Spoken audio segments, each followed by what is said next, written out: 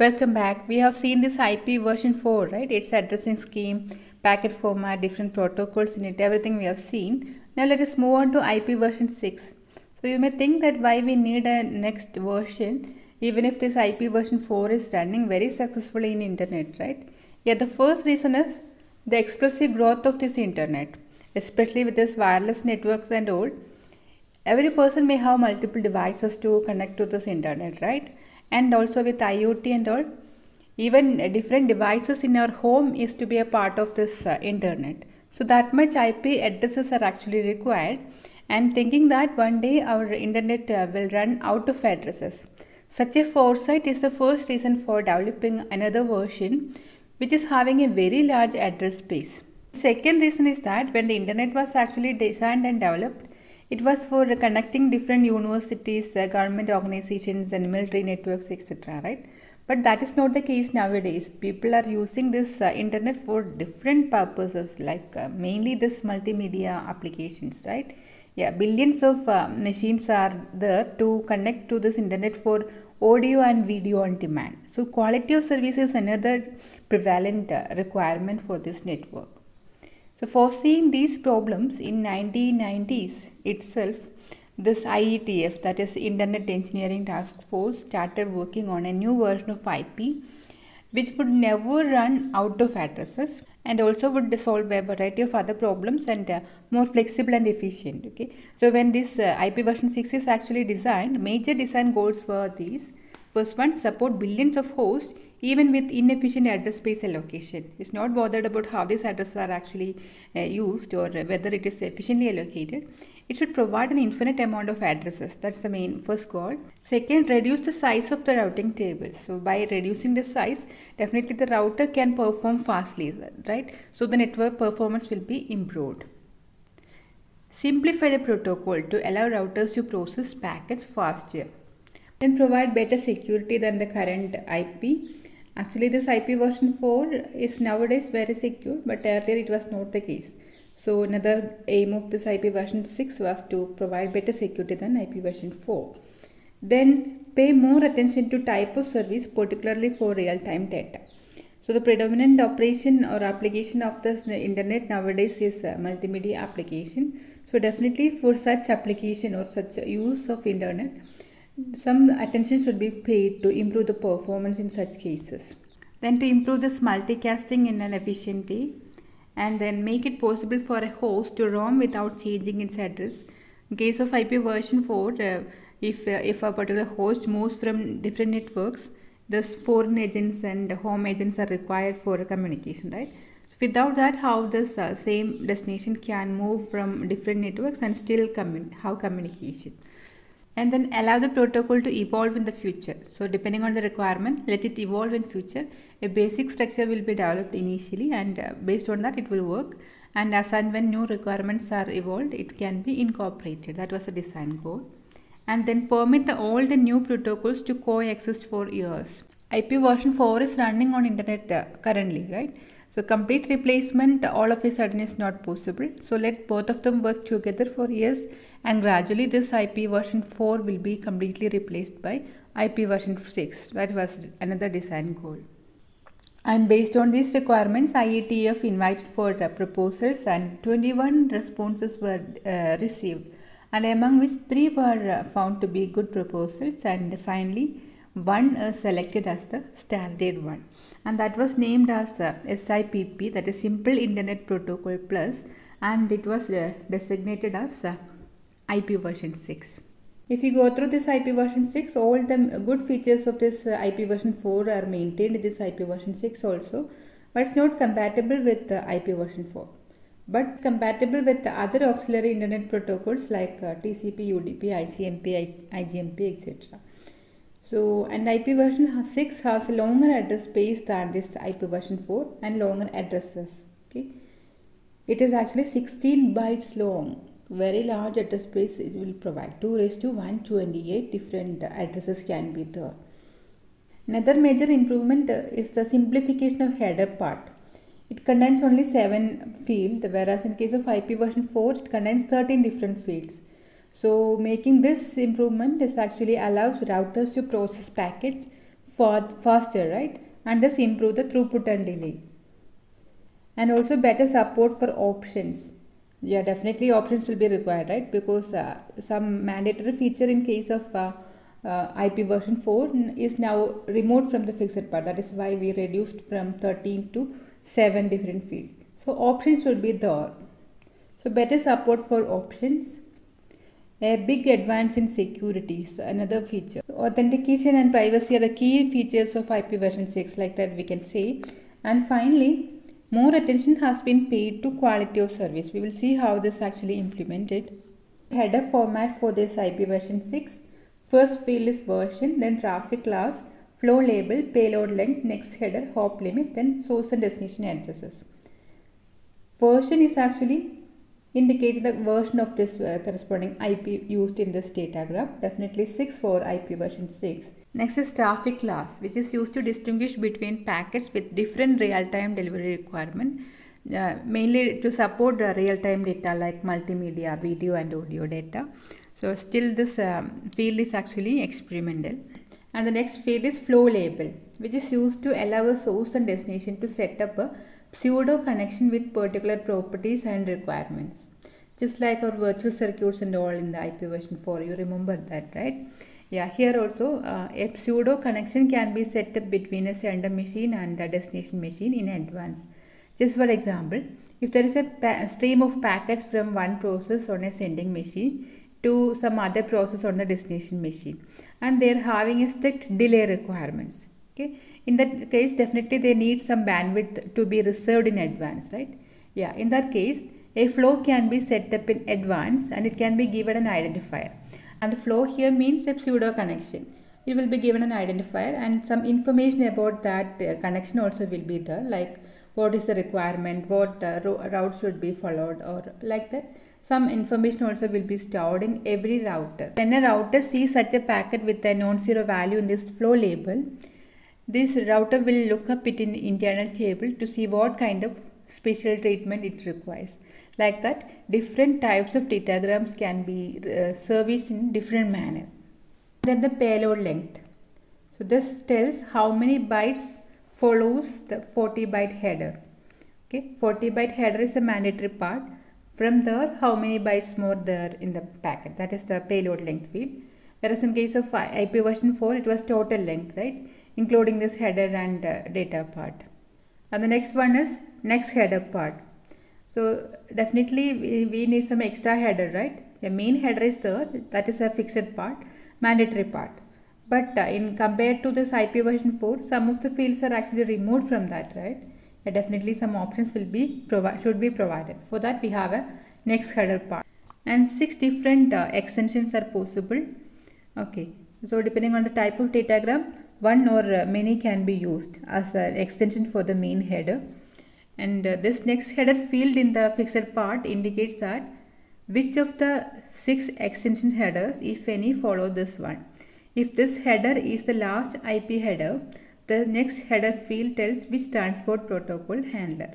Okay. That means if there is no extension headers used, this field indicates that which protocols to be used in the next layer, that is transport layer, either TCP or UDP should be used. And the next one is hop limit. You remember this time to live field in this IP version 4, right? Yeah, similar to that we have hop limit here. So hop limit is used to keep packets from living forever. So just to remove packets which is looping forever or wandering forever or waiting for a long time in a queue, such packets have to be removed. For that we are using this hop limit. Similar to this IP time to live in case of IP version 4, but that there it was a time, right? Time was the value in that field and it was updated in every regular time period. But here that is stored as hop limit, number of hops, number of nodes to be traveled by this particular datagram.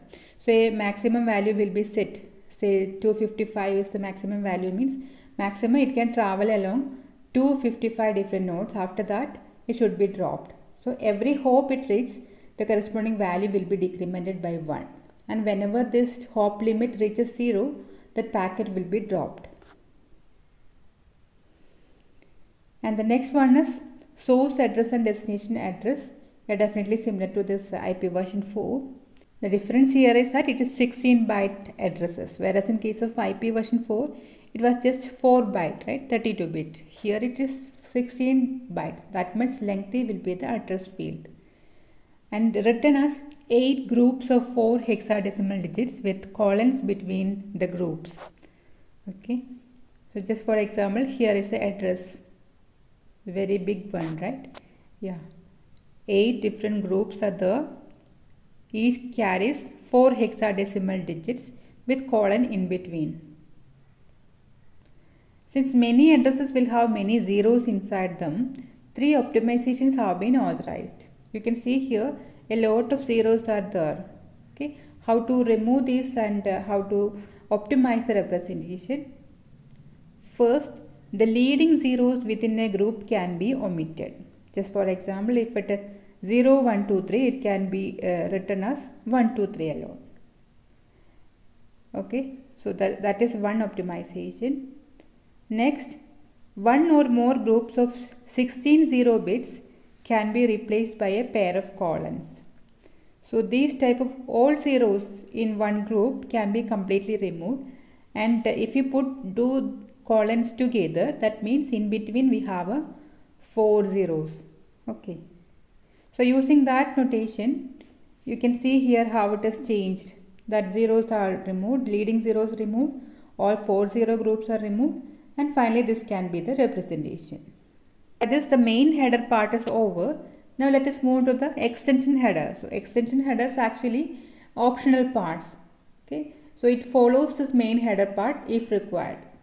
And 6 different extensions are actually possible. Those are hop by hop options, destination options, routing, fragmentation, authentication, and encrypted security payload. Let us see one by one. We are not going to see the formats of every extension header. That will be a tedious task for you to learn everything, right? So as a sample, we can take one of the extension header. Let us take this hop by hop extension header, okay, which is actually used for giving some information for different routers along the path of a datagram. That is why it is called hop by hop. Different information it may carry. Here we are seeing one type of information, that is the length of actual datagram or length of the payload part of this datagram, and this type of extension header, that is which carries this data size or datagram size, which is used in case of very long or very large datagram. Okay, and those datagrams are actually called jumbograms. So typically size, if you say the size of such datagrams, it will exceed 64K. In such case, we are using this type of extension header, and that type of very large datagrams are actually useful in case of supercomputers and all. In that case, very gigabytes of data transfer is to be taken place, right? So small packet size will make this data transfer inefficient. So we have to move for very large datagrams. In such case, to give some information to the router about the datagram size, the payload size of each datagram, we are using this extension header. Now let us move to the different field of this header if used. Next header, as you remember, in the case of main header part, we have a next header there also, right? And that indicates what header follows this particular header. Multiple extension headers can be there with a datagram, right? In such case, if there is some other header following this particular header, what is the type number for that header? That will be here. Otherwise, the UDP or TCP number will be here. Each field here is actually 1 byte. Okay, so 4 bytes are there here in the first row and another 4 bytes in the second row. And this field indicates how long this hop by hop header is in bytes after this 8 byte fixed part. So this part is actually excluded to mention the length here. If there are any other options available here, what is the length of that field? Okay, so in this case, no extensions are there. Okay, so 0 is the value here. Only the 8 bytes are present in this extension header. And the next 2 bytes, you can see a code 194 here and a 4 here. Remember, different purposes are there. One among that is to specify the length of this jumbograms, right? Yeah, so the 194 code indicates that the purpose of this particular extension header, the hop by hop extension header, is to give information to the routers about the length of jumbograms. Okay, so that's the code. For other purpose, the call will be different. And the last field in the first row, that is value 4 here, indicates what is the size of this length field. Okay, here this is the actual length field which indicates the size of the jumbogram, right? So what is the size of this field? It's actually 4 byte long, so the 4 will be the value here. And the final field, jumbo payload length, which indicates the size of the actual datagram carried by this packet. Okay, so the payload length or the data path length of this particular datagram will be specified using this jumbo payload length. In brief, this hop by hop extension header is used to carry some information that all routers along the path must examine, and it's used for supporting very large datagram which exceeds 64K. And you remember that there is a payload length field in the main header part, right? So if you are using this hop by hop extension header, there is no need of such a field in the main header part. So in such case, this payload length field in the fixed header is set to 0.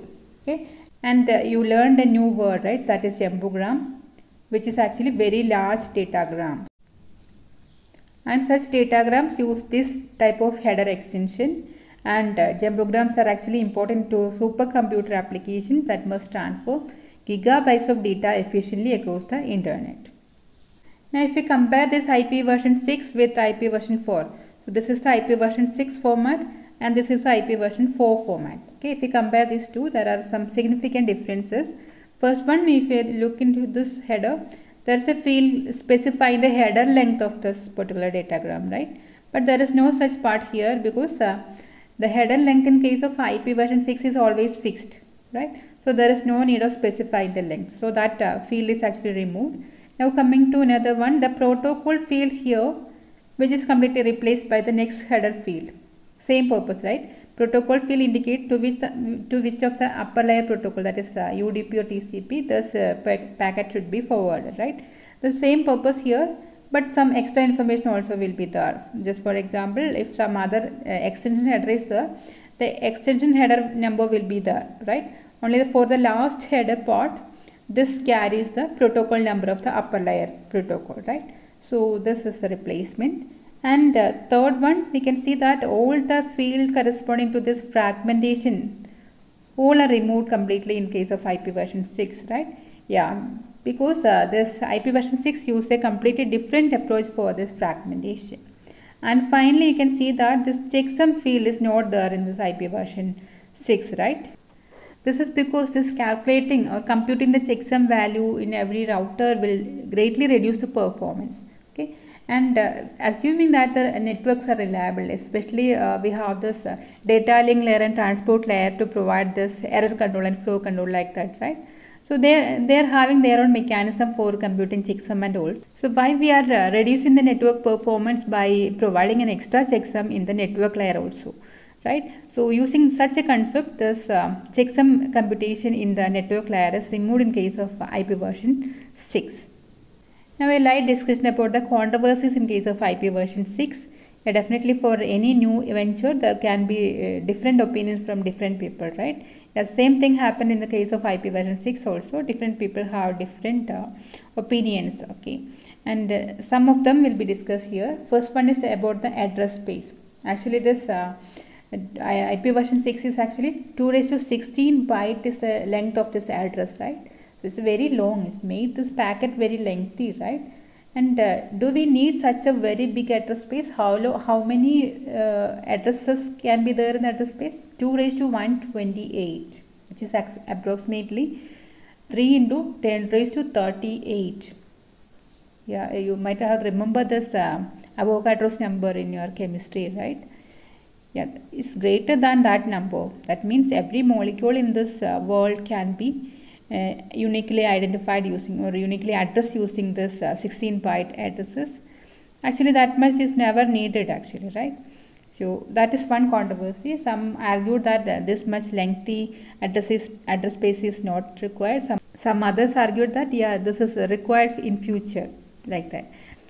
And the next controversy was about the length of the hop limit field. You remember the hop limit field in the packet format, right? Yeah, it was just 1 byte long, 8 bits only. That means the maximum value that can be stored in that field is 255. That is datagram is allowed to travel in maximum 256 different nodes, right? So some people argued that that is not enough. The length of the subnet may be longer than this, and they argued that 16-byte addresses are used for seeing a very large network, right? Then while limiting the number of hops to a very small value, like. And the other team argued that currently only 32 and all are the maximum hop count required. Then definitely 255 is a very good number, like that.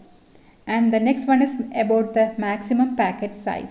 We have seen this jumbograms and all, right? That means IP version 6 supports very large data size, and some people argued that yeah, this is required in case of improving the performance of supercomputers and all. But the other team argued that if we are permitting this this much lengthy datagram size, this may seize the complete channel for a long time, and that may create significant delay for this interactive users. Interactive users actually were transferring very small amount of data, but they need a fast response, right? So if you are permitting very large datagram for supercomputer, that may stop the channel for a long time. They will use the channel for a long time, right? So that will create problem for this interactive users. That was the argument by the other team. And the next controversy was about removing the checksum value. Some told that yeah, it's not required here. Just why should we compromise the performance of network layer? Or even there is a transport layer and data link layer is already providing this checksum and all. Others argued that this checksum computation is required in case of network layer also. And finally, the point of controversy was about security.